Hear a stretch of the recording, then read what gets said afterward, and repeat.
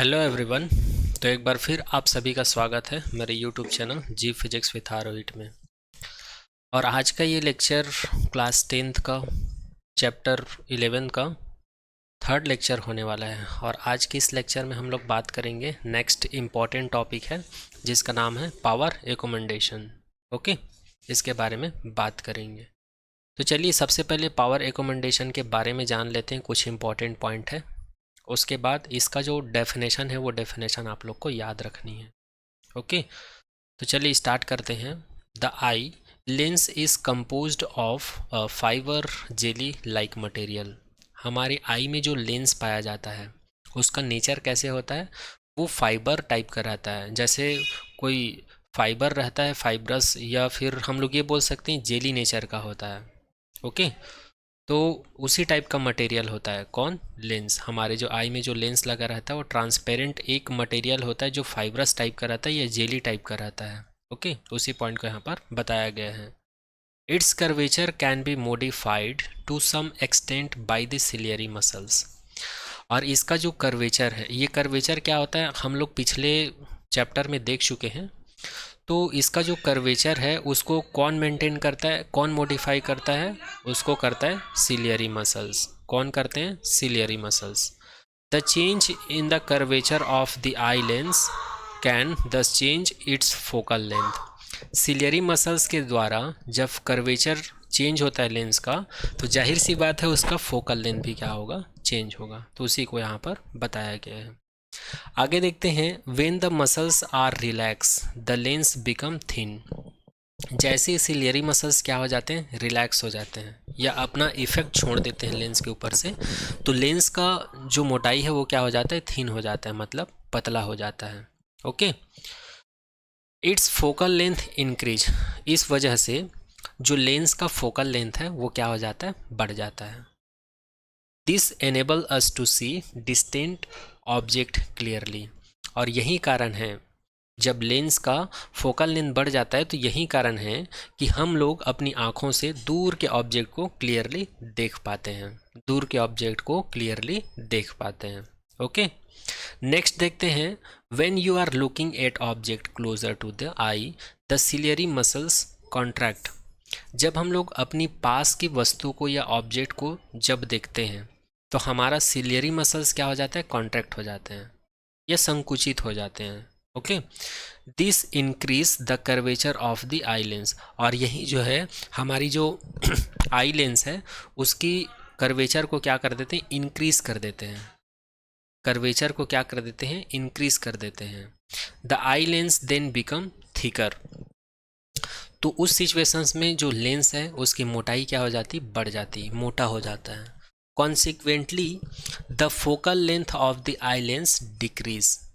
परिणाम स्वरूप जो लेंस का फोकल लेंथ है वो क्या हो जाता है, डिक्रीज हो जाता है। वो क्या हो जाता है, डिक्रीज हो जाता है। Okay, this enable us to see nearby object clearly. और इसी वजह से हम अपनी पास की वस्तु को क्लियरली अपनी आँखों से देख पाते हैं। तो ये सारा पॉइंट है जो आई और आई लेंस और कर्वेचर और फोकल लेंथ के बारे में कुछ इंपॉर्टेंट पॉइंट है। अब आगे हम लोग समझते हैं ये पावर रिकमेंडेशन होता क्या है। तो इसका डेफिनेशन ये बोलता है, the ability of the eye lens to adjust its focal length is called accommodation. जो हमारा आई का जो लेंस होता है उसके फोकल लेंथ को जो एडजस्ट करने की क्षमता होती है, फोकल लेंथ को डिक्रीज या इंक्रीज करने की जो क्षमता होती है आई लेंस की, उसी क्षमता को ही क्या कहा जाता है, एकोमेंडेशन कहा जाता है या पावर ऑफ एकोमेंडेशन कहा जाता है। इसी को हम लोग ऐसे भी बोल सकते हैं, the ability of an eye to focus the distance object as well as nearly object on the retina by changing the focal length of the eye lens is known as accommodation of the I.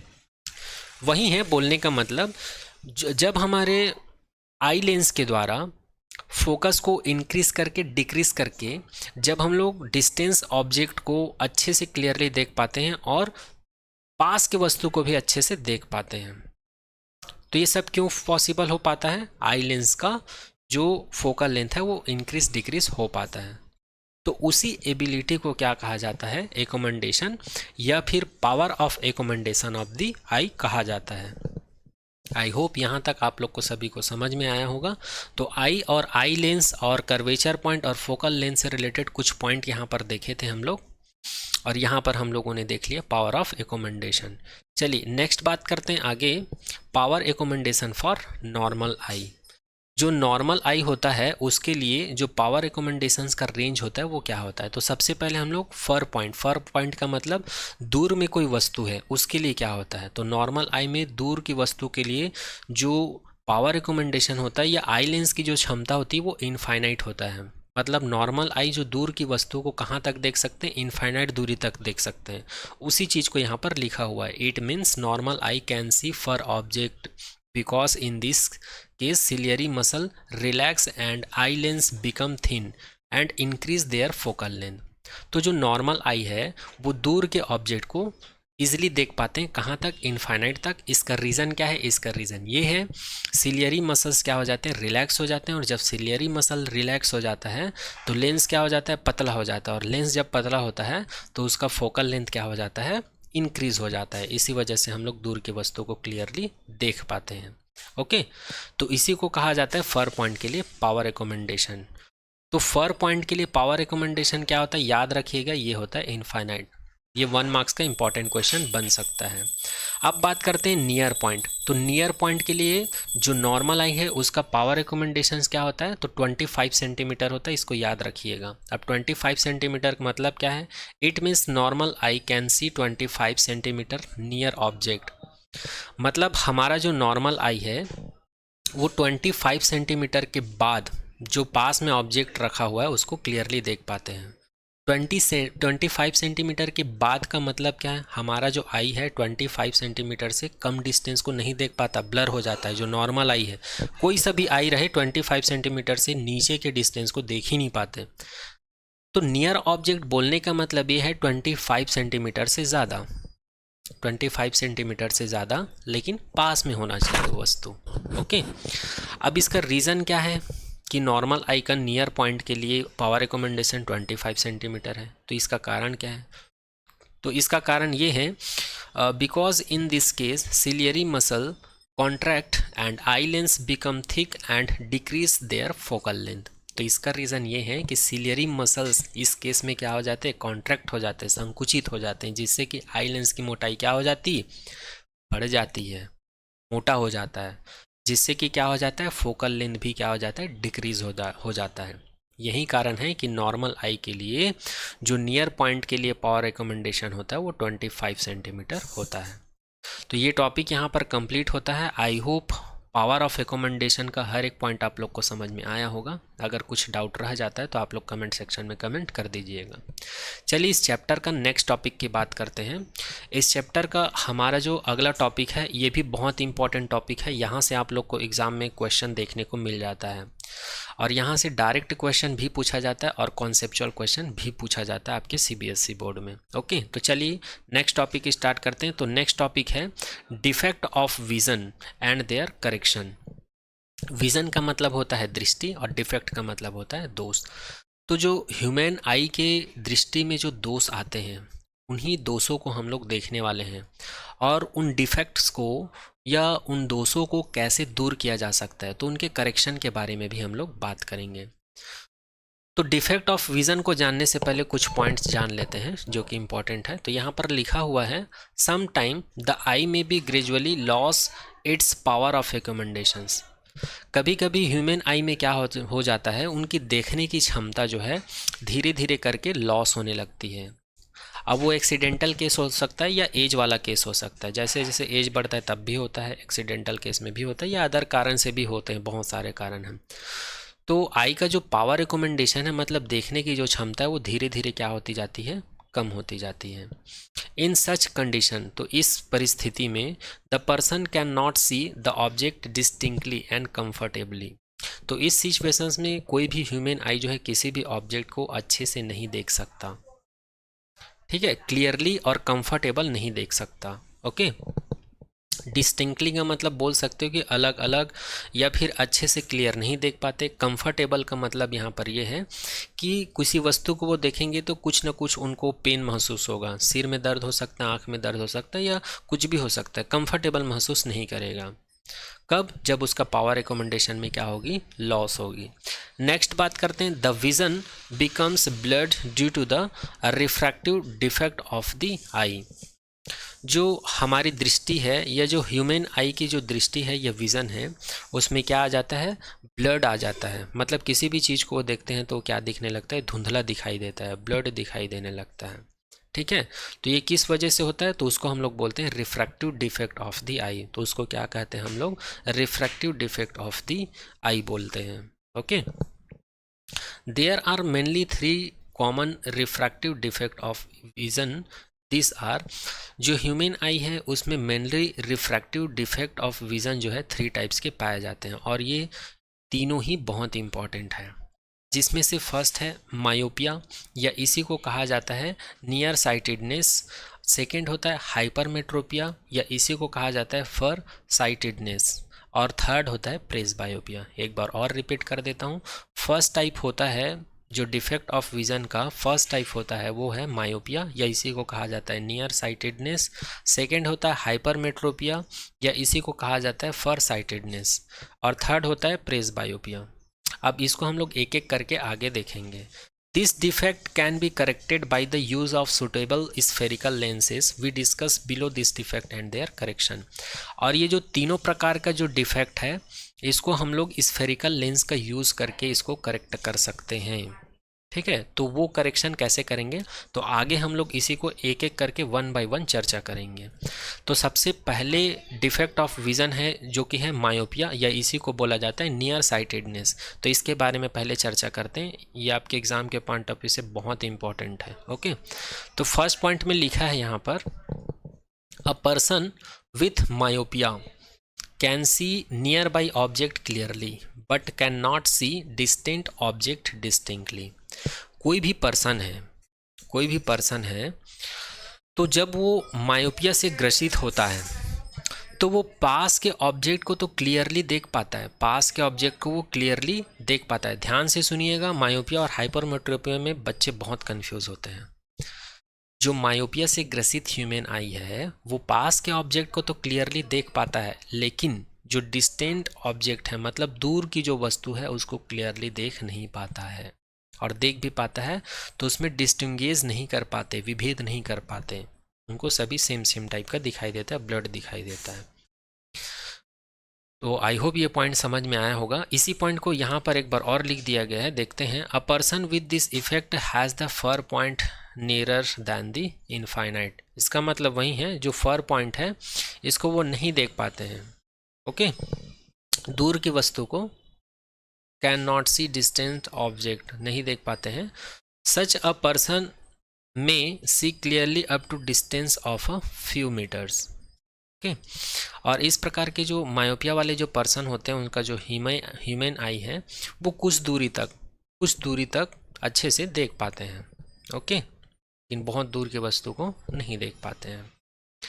In a myopic eye the image of distant object is formed in front of retina not at the retina itself. ये MCQ का important question बन सकता है। यहाँ पर आपको ये direct पूछा जा सकता है कि मायोपिया या नियर साइटेडनेस में जो इमेज फॉर्म होता है वो कहाँ पर होता है, तो आप बोलना इन फ्रंट ऑफ रेटिना। ठीक है, रेटिना पर नहीं बनता है, इन फ्रंट ऑफ रेटिना पर बनता है। जबकि नॉर्मल आई मतलब जिसमें किसी भी प्रकार का डिफेक्ट ऑफ विजन नहीं होता, उसमें जो इमेज है कहाँ पर बनता है, रेटिना पर बनता है। तो इस चीज़ को ध्यान रखिएगा। आगे देखते हैं, ये पॉइंट कवर हो गया है ना। आगे देखते हैं, दिस डिफेक्ट में बी अराइज ड्यू टू और केस और रीज़न ऑफ मायोपिया।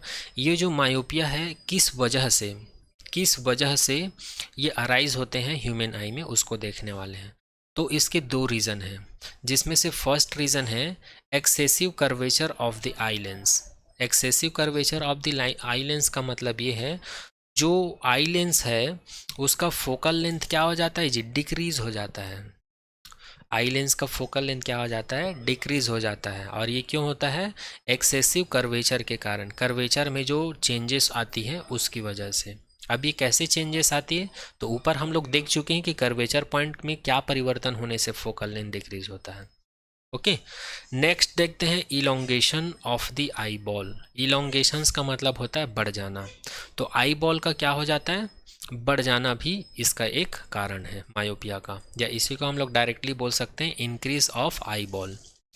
जो आई बॉल है उसका साइज क्या हो जाता है, इंक्रीज हो जाता है, जिससे कि ह्यूमन आई में मायोपिया का डिफेक्ट देखने को मिलता है। अब चलिए सिम्टम की बात करते हैं। अगर किसी ह्यूमन आई में मायोपिया है तो उनको कैसे कैसे सिम्टम्स दिखाई देंगे, क्या क्या लक्षण दिखाई देंगे। तो सबसे पहले उनकी दृष्टि जो है ब्लर हो जाएगी। क्या हो जाएगी, ब्लर, मतलब उनको धुंधला दिखाई देने लगेगा। Difficulty in seeing while driving particularly during night time. हो सकता है वो ड्राइविंग करेंगे या पर्टिकुलर कुछ काम करेंगे या फिर नाइट में उनको थोड़ा सा कम दिखाई देगा।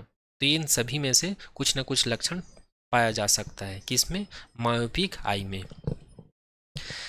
Headache due to eye strain, उनको आई में किसी भी वस्तु को देखने के लिए खिंचाव जनरेट होगा उनके आई में, जिसकी वजह से उनको हेडेक हो सकता है, सिर में दर्द हो सकता है या आँख में खिंचाव महसूस हो सकता है।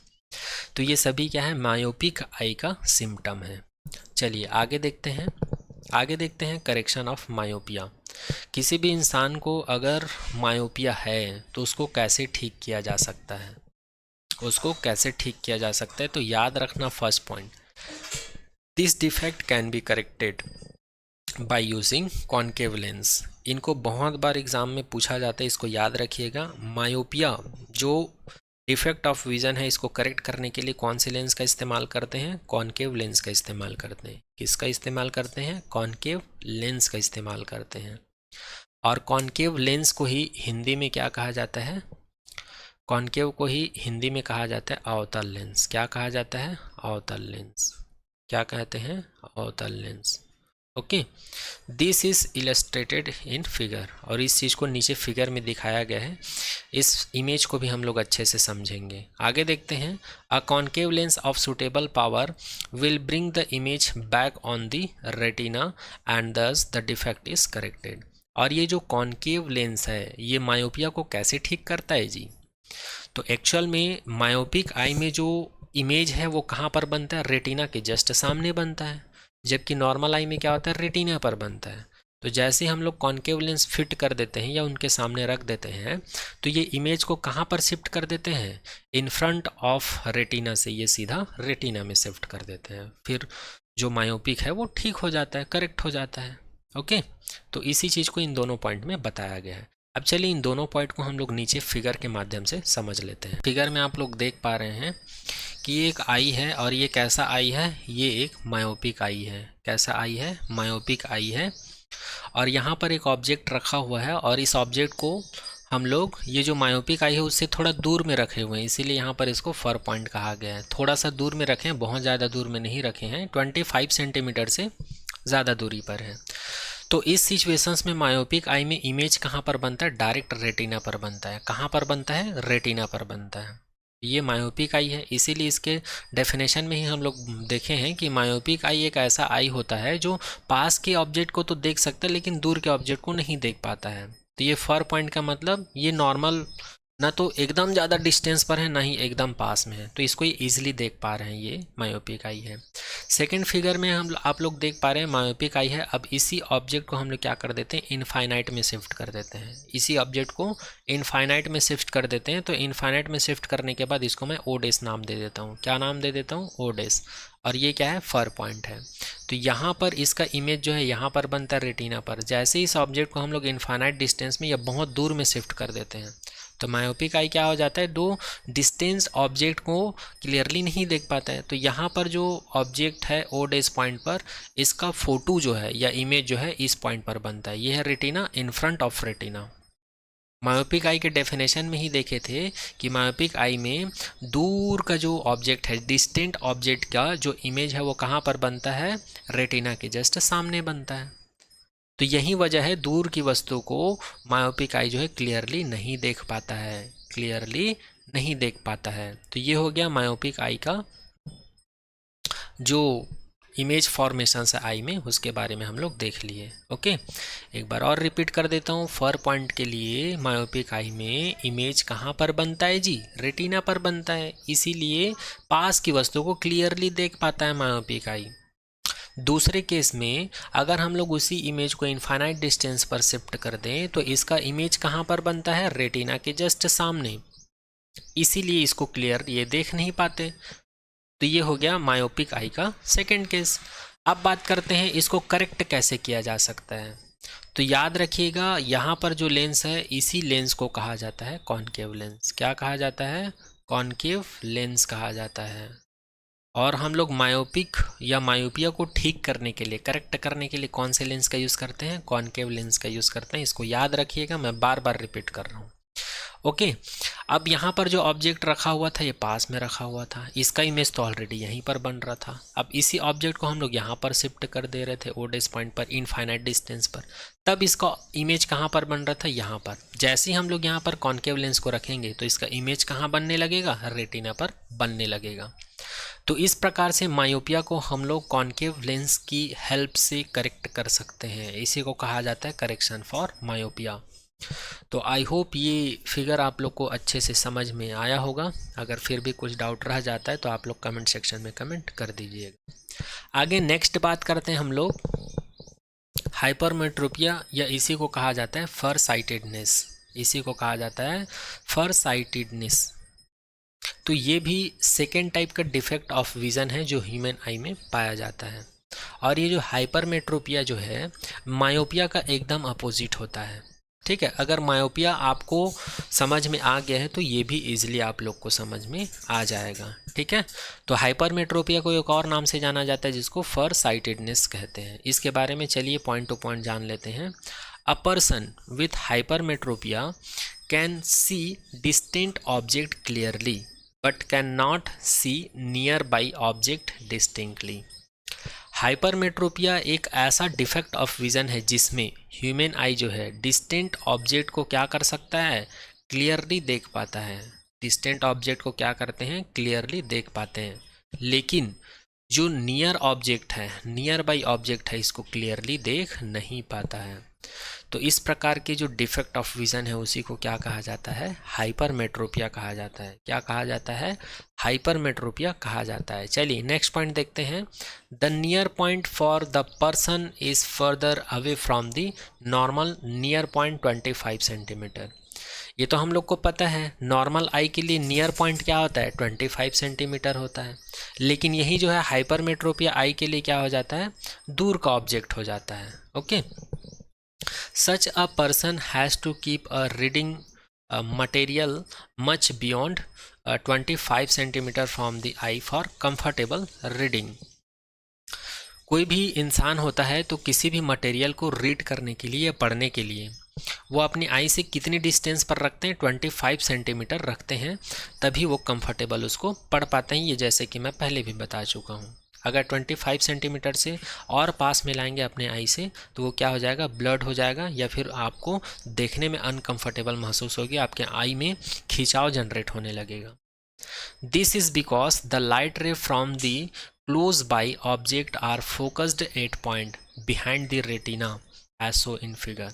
तो इसका रीज़न क्या है? इसका रीज़न ये है 25 सेंटीमीटर से पास लाने पर हमारे आँखों में खिंचाव जनरेट होने लगता है, और जो उसका इमेज है, ऑब्जेक्ट का इमेज है, वो कहाँ पर बनने लगता है? रेटिना के बिहाइंड, रेटिना के पीछे बनने लगता है। जैसे कि इस फिगर में दिखाया गया है, रेटिना यहाँ पर रहता है और इमेज कहाँ पर बन रहा है? यहाँ पर बन रहा है। तो इस सिचुएशन में हमारे आँखों में क्या होता है? खिंचाव जनरेट होता है। ओके, तो ये हो गया हाइपरमेट्रोपिया के बारे में कुछ पॉइंट जिसको हम लोग जान लिए हैं। चलिए आगे जानते हैं कि हाइपरमेट्रोपिया या फर साइटेडनेस का रीज़न क्या है, ये डिफेक्ट ऑफ विज़न का कारण क्या है, ये क्यों ह्यूमन आई में जनरेट होता है। तो यहाँ पर उसी पॉइंट को लिखा हुआ है, this defect arise due to और केज और रीज़न। फर्स्ट है the focal length of the eye lens is too long. जो आई लेंस होता है उस लेंस का जो फोकल लेंथ है क्या हो जाता है? बहुत ज़्यादा बढ़ जाता है। क्या हो जाता है, बहुत ज़्यादा बढ़ जाता है। सेकेंड रीज़न है the eye ball has become too small, और जो आई बॉल है हमारे आँखों का जो आई बॉल है या साइज़ है वो क्या हो जाता है, बहुत छोटा हो जाता है। तो इसी वजह से हम लोग को ह्यूमन आई में हाइपरमेट्रोपिया या फिर फर साइटेडनेस देखने को मिल जाता है। अब इसका सिम्टम आपको कैसे दिखाई देगा, इसका लक्षण आपको कैसे दिखाई देगा, तो ब्लर दिखाई देगा, हेडेक होगा, आई स्ट्रेन होगा, ठीक है। स्क्विंटिंग का मतलब देखने में दिक्कत आ सकती है। ओके, तो इस प्रकार के लक्षण आपको देखने को मिल सकता है। चलिए करेक्शन की बात करते हैं। जैसे मायोपिया को हम लोग कॉन्केव लेंस लगाकर ठीक करे थे, उसी प्रकार हाइपरमेट्रोपिया को भी ठीक किया जा सकता है। तो ठीक करने के लिए कौन से लेंस का इस्तेमाल करते हैं, इस चीज़ को याद रखिएगा। This defect can be corrected by using a convex lens. कौन से लेंस का इस्तेमाल करते हैं, कॉन्वेक्स लेंस का इस्तेमाल करते हैं। और कॉन्वेक्स लेंस को हिंदी में क्या कहा जाता है, इसको कहा जाता है उत्तल लेंस। क्या कहा जाता है, उत्तल लेंस। इस चीज़ को याद रखिएगा।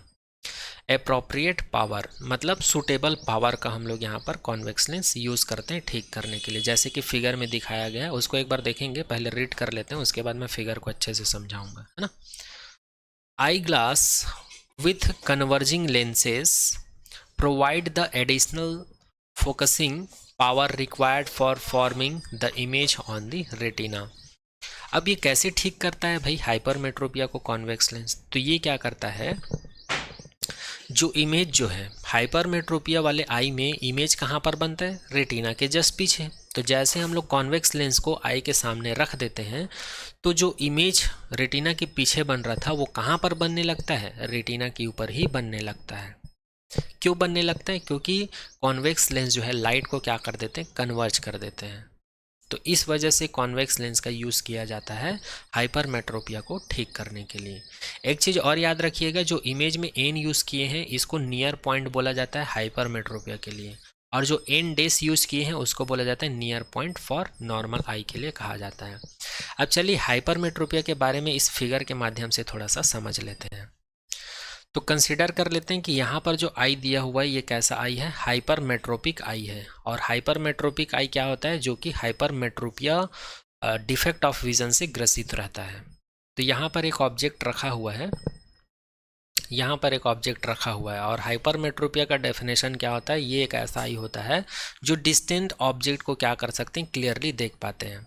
तो यहाँ पर ये जो हाइपरमेट्रोपिक आई है इससे दूर में रखा हुआ है एक पॉइंट एन, इससे दूर में रखा हुआ है एक पॉइंट एन, और इसको हाइपरमेट्रोपिक आई के कंपैरिजन में देखें तो ये नियर पॉइंट है, लेकिन नॉर्मल आई के लिए देखो तो ये दूर पॉइंट है ना। तो इसीलिए यहाँ पर बोला गया इसको नियर पॉइंट। ओके, तो इसका इमेज कहाँ पर बन रहा है, रेटिना पर, मतलब इसको ठीक ठाक देख पाएगा कौन, हाइपरमेट्रोपिक आई। अब इसी पॉइंट को मैं क्या कर देता हूँ, यहाँ से इसके पास में ला देता हूँ, क्या कर देता हूँ, पास में ला देता हूँ। तो एन पॉइंट को मैं एन डेस पॉइंट पर ला देता हूँ, एन पॉइंट को मैं एन डेस पॉइंट पर ला देता हूँ। तो इसका इमेज जो है कहाँ पर बनता है, तो इसका इमेज बनता है रेटिना के जस्ट पीछे। इसका इमेज कहाँ पर बनता है, रेटिना के जस्ट पीछे। इसीलिए बोला जाता है हाइपरमेट्रोपिक आई जो है दूर के ऑब्जेक्ट को क्लियरली देख पाता है, लेकिन पास के ऑब्जेक्ट को नहीं देख पाता है। ओके, तो ये हो गया। अब हम लोग क्या करेंगे, इसको करेक्ट करेंगे। ये जो इमेज है कहाँ पर बनना चाहिए था, यहाँ पर रेटिना में बनना चाहिए था, तभी ये करेक्ट होता। तो अब हम लोग क्या करते हैं, यहाँ पर एक कॉन्वेक्स लेंस को लगा देते हैं, फिट कर देते हैं। तो जैसे हम लोग कॉन्वेक्स लेंस को यहाँ पर लगाते हैं या फिट करते हैं, तो इसका इमेज जो है यहाँ पर रेटिना पर बनने लगता है, यहाँ रेटिना पर बनने लगता है। और जो हाइपरमेट्रोपिक आई है उसको इस इमेज का फोटो यहाँ पर दिखने लगेगा।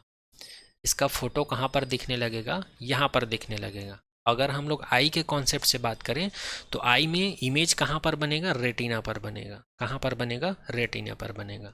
तो इस प्रकार से हम लोग हाइपरमेट्रोपिक आई को क्या कर सकते हैं, करेक्ट कर सकते हैं। किसका यूज़ करके, कॉन्वेक्स लेंस का यूज़ करके। ओके, तो आई होप ये फिगर भी आप लोग को समझ में आया होगा। आगे देखते हैं थर्ड डिफेक्ट ऑफ विज़न की, जिसका नाम है प्रेसबायोपिया। तो प्रेसबायोपिया क्या होता है, आगे बात कर लेते हैं। Presbyopia is the gradual loss of the eye ability to focus on nearby object. For most people the near point gradually recedes and the far point comes closer. This defect is called presbyopia. अगर simple भाषा में मैं बोलूं तो press बायोपिया भी एक defect of vision है human आई का, जिसमें ह्यूमन आई जो है ना तो पास के ऑब्जेक्ट को अच्छे से देख पाता है ना तो दूर के ऑब्जेक्ट को अच्छे से देख पाता है। ओके, तो इस टाइप के डिफेक्ट को बोला जाता है प्रेस बायोपिया, और ये ग्रेजुअली लॉस होता है, मतलब ये डिफेक्ट जो है धीरे धीरे आता है, उम्र के साथ में आता है। ओके, तो इसी डिफेक्ट को बोला जाता है presbyopia. As the person get older, अच्छा इसी को मैं अभी बता रहा था, get older the power recommendation of the eye decrease. जैसे जैसे एज बढ़ता है तो वैसे वैसे ह्यूमन आई का जो पावर ऑफ रिकमेंडेशन है वो क्या होते जाता है, डिक्रीज होते जाता है। पावर ऑफ रिकमेंडेशंस का मतलब उसकी जो क्षमता है, आई की जो क्षमता है वो धीरे धीरे क्या होती है, डिक्रीज होती है। केस ऑफ प्रेस बायोपिया, अब इसका रीज़न क्या है, प्रेस बायोपिया का रीज़न क्या है, ये क्यों जनरेट होता है ह्यूमन आई में।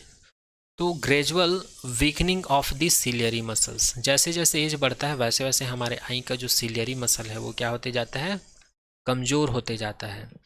Diminishing flexibility of the eye lens, eye lens की जो फ्लेक्सिबिलिटी है, मतलब साइज़ में या फोकल लेंथ में इंक्रीज़ होना डिक्रीज़ होना, वो फ्लेक्सिबिलिटी क्या हो जाती, कम हो जाती है। डिमिनिशिंग का मतलब कम हो जाना, फ्लेक्सिबिलिटी का मतलब कम या ज़्यादा होने का जो प्रोसेस होता है उसको फ्लेक्सिबिलिटी कहा जाता है।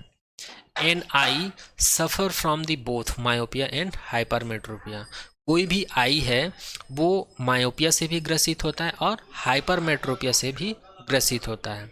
तो इस केस में हम लोग को प्रेस बायोपिया डिफेक्ट ऑफ विज़न देखने को मिल जाता है।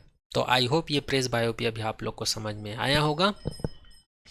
तो इसको करेक्ट कैसे कर सकते हैं, तो इसको करेक्ट कैसे कर सकते हैं, तो हमको इसके लिए दोनों प्रकार का लेंस यूज़ करना पड़ेगा, कॉन्केव भी और कॉन्वेक्स भी। तो उसी को जब हम लोग एक साथ मर्ज कर देते हैं, कॉन्वेक्स और कॉन्वेकेव लेंस को, दोनों को, तो इसी को बोला जाता है बाईफोकल लेंस। क्या कहा जाता है इसी को, बाईफोकल लेंस। बाईफोकल लेंस का मतलब इस लेंस में कॉन्केव की भी प्रॉपर्टी रहेगी और कॉन्वेक्स की भी प्रॉपर्टीज रहेगी। ओके, तो यहाँ पर बाईफोकल लेंस का मतलब क्या, उसको भी यहाँ पर मैं राइट डाउन कर दिया हूँ। Upper portion is consist of concave for distant object, distant vision, दूर की वस्तु को देखने के लिए यहाँ पर जो कॉन्केव लेंस है इसको अपर पोर्शन में फिट कर दिया जाता है, कॉन्केव को अपर पोर्शन में, एंड लोअर पोर्शन, सॉरी ये लोअर होगा, अपर पोर्शन और लोअर पोर्शन होगा ये, ठीक, ये क्या होगा, lower portion is consist of convex for near vision, और पास की वस्तु को देखने के लिए कॉन्वेक्स लेंस का यूज़ करते हैं। इसीलिए आप लोग देखे होंगे जो बुज़ुर्ग लोग रहते हैं उन लोग का जो आई वियर रहता है, उन लोग का जो आई वियर रहता है उसमें दो टाइप के लेंस होते हैं, कुछ ऐसा चांद टाइप का बना रहता है नीचे में, कुछ ऐसा चांद टाइप का बना रहता है। ओके, तो यहाँ पर ये जो अपर वाला पार्ट है, ये अपर वाला पार्ट क्या होता है, कॉन्केव होता है, अपर वाला पार्ट क्या होता है, कॉन्केव होता है, और ये जो लोअर वाला जो पार्ट है ये होता है कॉन्वेक्स। तो इस प्रकार का चश्मा आप लोग बुजुर्ग में ज़्यादा देखे होंगे। तो उन लोग का जो आई है वो कौन से डिफेक्ट से ग्रसित रहते हैं, वो होता है प्रेस बायोपिया। ओके, कौन सा रहता है, प्रेस बायोपिया। तो आई होप आज का ये टॉपिक आप लोग को समझ में आया होगा। फिर भी कुछ डाउट रह जाता है तो आप लोग कमेंट सेक्शन में कमेंट कर दीजिएगा। तो आज हम लोग क्या क्या देखे हैं, आज हम लोगों ने देखा defect of vision and their correction, और इससे पहले हम लोग देख चुके हैं पावर ऑफ रिकमेंडेशन। और defect of vision and their correction में हम लोगों ने क्या देखा, मायोपिया, या इसी को नियर साइटेडनेस कहा जाता है। उसके बाद देखें हम लोगों ने हाइपरमेट्रोपिया, हाइपरमेट्रोपिया को देखने के बाद हम लोगों ने देखा प्रेस बायोपिया। तो इस प्रकार से ये टॉपिक कंप्लीट होता है। ओके, तो आज के लेक्चर में यहीं तक। Thank you so much to all.